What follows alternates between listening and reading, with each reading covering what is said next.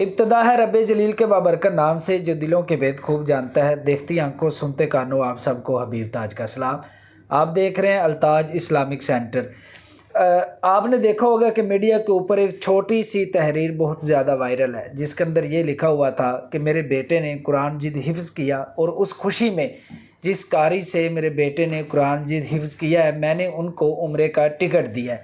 یہ ویڈیو ایک یہ تحریر اور یہ ایک چھوٹا سا پوسٹر میں نے دیکھا اور یہ دیکھ کر مجھے بڑی حیرانگی ہوئی. ہم نے اکثر یہ دیکھا بھی تھا اور سنا بھی تھا کہ اگر کوئی بندہ یا پھر کوئی بچہ حفظ کرتا ہے تو جو قاری ہوتا ہے اس کو جی بائک دی یا پھر اس کے گھر 2 سوٹ دے دیے, اس کو مٹھائی دی. لیکن یہ بڑا یونیک سا کام تھا جو کہ مدثر بھائی نے کیا. آئیے ان سے جانتے ہیں کہ یہ آئیڈیا ان کو کہاں سے ہے. السلام علیکم. وعلیکم السلام ورحمۃ اللہ. مدثر بھائی کیسے ہیں آپ؟ اللہ کا شکر, آپ سنائیں خیریت سے ہیں؟ الحمدللہ, بہت شکریہ آپ نے ٹائم دیا. ویلکم, کوئی ایسی بات نہیں ہے. اچھا, آپ نے بھی دیکھا ہوگا اور آپ اسی فیلڈ کے ہیں, جب کوئی بچہ حفظ کرتا ہے تو استاد کو 2 سوٹ دے دیے, ایک مٹھائی کا ڈبہ دے دیا. آپ نے ان سب سے ہٹ کے کام کیا ہے. آپ نے اعلان کر دیا جی جس بچے سے میرے بیٹے نے قرآن مجید حفظ کیا ہے اس قاری کو میں عمرے کا ٹکٹ دیتا ہوں. تو یہ آئیڈیا کیسے آیا آپ کو؟ دیکھیں, خوشی کو سیلیبریٹ کرنے کے بہت سارے طریقے ہوتے ہیں. جو اپنے قاری صاحبان کو مٹھائی دیتے ہیں وہ بھی خوشی کا ایک طریقہ ہے, جو بائک دیتے ہیں وہ بھی خوشی کا ایک طریقہ ہے.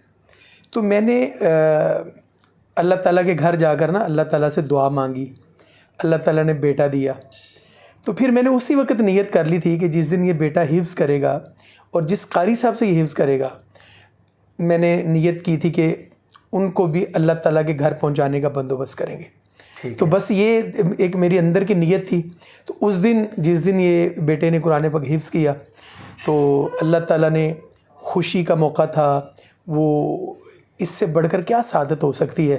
تو میں نے کہا جو میں نے اللہ تعالیٰ سے وعدہ کیا تھا اس کو پورا کرنا چاہیے. سو الحمدللہ ہم نے کر دیا. اچھا مدثر بھائی, آپ نے یہ بھی دیکھا ہوگا کہ لوگ کہتے ہیں کہ ایسی چیزیں بتائی نہیں جاتی جی. تو آپ نے کیا یہ بھی سوچا تھا کہ یہ مجھے بتانا چاہیے یا پھر لوگوں کو یہ نہیں بتانا چاہیے کہ یہ میں نے کام کیا ہے؟ اچھا, دونوں باتیں آپ کی ٹھیک ہیں, بتائی نہیں جاتی یا بتانی چاہیے. دیکھیں, یہ جو ہمارے اساتذہ ہوتے ہیں خاص طور پر مدارس کے اساتذہ اور پھر خاص طور پر حفظ کے اساتذہ, ایک تو ان کی تنخواہیں بہت نامنل ہوتی ہیں. بالکل. تو میں چونکہ خود استاد ہوں, شعبہ تعلیم سے تعلق ہے, تدریس سے تعلق ہے, تو ایک استاد کی حوصلہ افزائی کرنا اور پھر قرآن کا استاد ہو جس نے آپ کے بچے کو قرآن حفظ کرایا ہے, تو میرا خیال ہے کہ ان کی تحسین اور لوگوں کو ترغیب دینے کے لیے بالکل یہ ایلیمنٹ تھا. میں نے وہ جو ہمارے مدیر تھے ادارے کے ان سے کہا تو انہوں نے اس کا اعلان کیا. میں بھی نہیں چاہتا تھا کہ اس کو بیان کیا جائے, بتایا جائے, تو وہ کسی نے پوسٹ بنا کر پھر وہ لگا دی, وہ میں نے نہیں بنائی تھی. اچھا ٹھیک ہے. مجھے کسی نے بتایا کہ یہ پوسٹ اس طرح ہے, تو لیکن اس میں ترغیب کا ہے کہ دیکھیں ہم اتنے خرچ کرتے ہیں, اتنا کچھ کرتے ہیں, تو ہمارے بیٹے کو جس استاد نے قرآن پاک حفظ کرایا ہے تو یار یہ تو اس کا دین نہیں ہم دے سکتے. بالکل یہ کچھ بھی نہیں, اس کی خدمت بالکل کچھ نہیں. اب دیکھیں جو ہمارے اساتذہ جن سے ہم نے پڑھا ہے ان کے ساتھ کیا کرتے ہیں مساجد کی انتظامیہ, یعنی سال میں دانے دے دیے, عید پر پیسے دے دیے تھوڑے بہت, یا بڑی عید پر دے دیے, وہ بالکل نامنل سی افزانے کی عوض سال ہر سال مدتوں اپنی خدمات دیتے ہیں. تو اگر ایسے اساتذہ کی حوصلہ افزائی کی جائے جو کہ ان کی طلب نہیں ہے, یعنی کبھی بھی کسی استاد نے یہ نہیں ڈیمانڈ کی کہ مجھے یہ دینا, مجھے وہ دینا, تو میرا خیال ہے کہ یہ ایک اچھی روایت ہے. تو ایسے اساتذہ کی حوصلہ افزائی ہوگی اور بچوں میں بھی شوق پیدا ہوگا. اچھا, جب آپ نے یہ اعلان کیا یا پھر جب آپ نے قاری صاحب کو یہ گفٹ دیا جی, تو ان کا اس وقت امپریشن کیسا تھا؟ اچھا, وہ قاری امتیاز صاحب ہیں, ماشاءاللہ بہت اچھے قاری ہیں. تو میں نے دیکھا کہ خوشی کی وجہ سے ان کی آنکھوں میں آنسو تھے. تو انہوں نے مجھے کہا کہ میں نے کہا کوئی بات نہیں ہے, آپ نے اتنا بڑا کام کیا ہے کہ بچے کو قرآن پاک حفظ کرا دیا ہے. دیکھیں, میں اکثر ایک چیز کہتا ہوں کہ ہماری درس گاہوں میں یہ جو استاد ہوتے ہیں حقیقت میں یہی قوم کی بنیاد ہوتے ہیں. بالکل.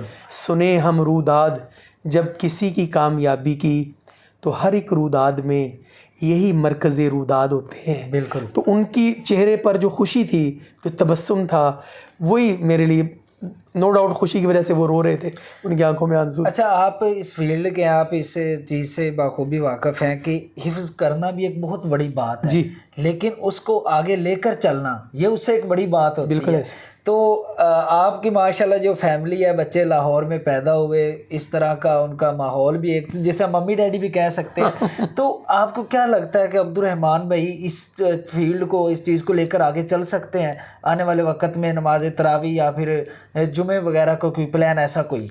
دیکھیں, ہر مسلمان کی ایک ٹائم لائن ہوتا ہے, اس کا ایک ٹائم فریم ہوتا ہے, اس نے اپنی زندگی کی آؤٹ لائن طے کی ہوتی ہے. میری زندگی کا یہ سلوگن ہے کہ تم اپنی اولادوں کو قرآن سکھاؤ, بالکل, قرآن انہیں سب کچھ سکھا دے گا. ٹھیک ہے. اچھا, اب پیرنٹس کا جتنا حق بنتا ہے وہ کریں. مطلب میں کوشش کرتا ہوں تراویح میں اپنے بچوں کو ساتھ لے جاتا ہوں, مسجد میں ساتھ لے جاتا ہوں, جمعے میں ساتھ لے جاتا ہوں. یہ میرا اتنا ہی کام ہے, ان کو اٹھا کر نماز پڑھائی, ان کو اٹھا کر ساتھ لے گئے. میں اس وقت تک رات کو سوتا نہیں ہوں جب تک اپنے بچوں کا سبق نہیں سن لیتا ہوں. ٹھیک ہے. تو میرے ذمے یہی ہے. آگے اللہ تعالیٰ بہتر جانتا ہے. اللہ تعالیٰ کا یہ فرمان ہے کہ اللہ تعالیٰ جو کوشش کرتا ہے اس کو اس کا ریوارڈ ملتا ہے. تو یہ اللہ کی امانت ہیں بچے ہمارے پاس. تو امید تو یہی ہے کہ یہ بچے اور کچھ نہیں تو ہمارے لیے دعا کریں گے, بالکل, اور کچھ نہیں تو یہ دیکھیں, خوشیاں بہت قسم کی ہوتی ہیں. ایک والد کے لیے اس سے بڑھ کر کیا خوشی ہوگی کہ والد مسجد میں داخل ہو اور مصلی پر اس کا بیٹا کھڑا نماز پڑھا رہا ہو. بالکل, یعنی اس سے بڑھ کر کیا خوشی ہو سکتی ہے. تو میں سمجھتا ہوں کہ انشاءاللہ بچوں پہ امید بھی یہی ہے. اس کا دوسرا بھائی بھی حفظ کر رہا ہے, تو یہی شوق ہے, خواہش بھی یہی ہے کہ ایسے اللہ تعالیٰ کر دے, اور اللہ تعالیٰ سے دعا بھی یہی ہے. اب توفیق اللہ تعالیٰ نے دینی ہے, بالکل, فضل اللہ تعالیٰ نے کرنا انشاءاللہ. اچھا مدثر بھائی, جس طرح آپ نے یہ ایک تھوڑا سا ہٹ کے کام کیا, جو آنے والے وقت میں جو لوگ ہیں آپ ان کو کیا مشورہ دینا چاہیں گے؟ دیکھیں حبیب بھائی, کچھ چیزیں ہوتی ہیں کہ وہ بندے کی استطاعت پر ڈپینڈ کرتی ہیں. بہت سارے والدین ایسے ہوں گے جن کا جی چاہتا ہوگا کہ وہ حج کروائیں, بالکل, لیکن اب جس طرح کے ہمارے ہاں مسائل ہیں, تکلیفیں ہیں, معاش کے بڑے مسائل ہیں, تو میں تو یہ چاہتا ہوں کہ جو کر سکتا ہے بالکل اس کو کرنا چاہیے, اس کو کرنا چاہیے. اب دیکھیں ہمارے ہاں جب کوئی شادی ہوتی ہے, خوشی ہوتی ہے نا, بالکل, اس پر لوگ وہ پیسے پھینکتے ہیں, ویلے پھینکتے ہیں, اور ڈھول ڈھمکا کرتے ہیں.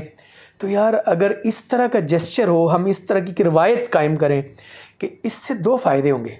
ایک تو یہ ہوگا کہ جو ہمارا استاد ہے بچے کا, اس کا دل بڑا ہو جائے گا کہ یار میں, اور لگن بھی ہوگی نا, اس میں شوق پیدا ہوگا نا.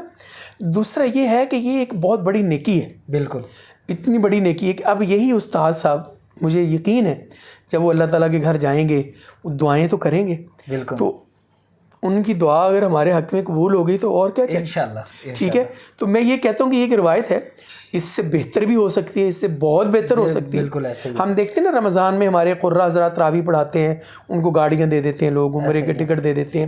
تو اس طرح یہ جو ہمارے حفاظ ہوتے ہیں, سب سے زیادہ لمبی طویل ڈیوٹی شعبہ حفظ کے مدرس کی ہوتی ہے. ہاں جی, کہ وہ بیٹھ کر چٹائی پر بچے کا سبق, پھر سب کی, پھر منزل, پھر مطالعہ. تو ایک تو ان کی تنخواہیں زیادہ ہونی چاہیے, اور دوسرا والدین کو چاہیے کہ وہ اپنے بچے کے اساتذہ کی حوصلہ افزائی کریں.